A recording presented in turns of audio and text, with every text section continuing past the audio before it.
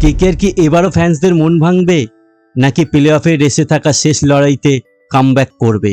আজ গুজরাট টাইটান্সের বিরুদ্ধে কেকেআরের কাছে এটা ডু আর ডাই ম্যাচ। যদি আজ হারে তবে কপালে কিন্তু শনি আছে।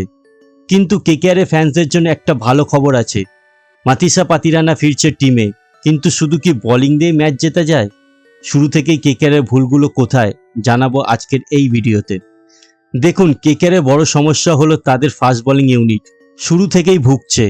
কিন্তু শুধু বোলিং নয়, অজিঙ্ক্য রাহানের ক্যাপ্টেন্সিতেও কিন্তু প্রশ্ন উঠেছে। গৌতম গম্ভীর থাকতে টিমে যে ডিসিপ্লিনটা ছিল সেটা কোথাও যেন হারিয়ে গেছে।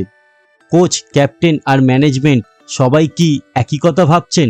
সুনীল নারিনকে লাস্ট ম্যাচে যে ওপেন করানো হয়েছে, কিন্তু এই ডিসিশনটা কি আরও আগে নেওয়া উচিত ছিল না? নারিন ওপেনে থাকলে টিমের ইম্প্যাক্ট বদলে যায়। এবার আসছি মিডিল অর্ডারে। রিঙ্কু সিং, অঙ্কুশ রঘুবংশী আর রাহানে তারা প্রায় একই স্ট্রাইক রেটে খেলছেন। আমার মনে হয় টিমে একজন তেজস্বী দইয়ার মতো হিটার ব্যাটসম্যান দরকার, যে 200 স্ট্রাইক রেটে ব্যাটিং করতে পারবেন।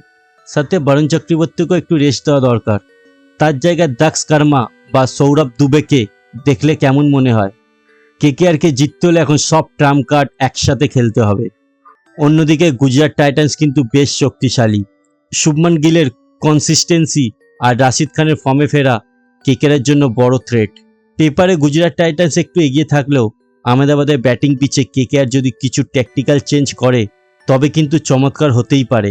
আপনার কি মনে হয়, আজ কেকেআর কি ঘুরে দাঁড়াতে পারবে, নাকি শুভমান গিলের দলই শেষ হাসি হাসবে? কমেন্টে অবশ্যই জানান।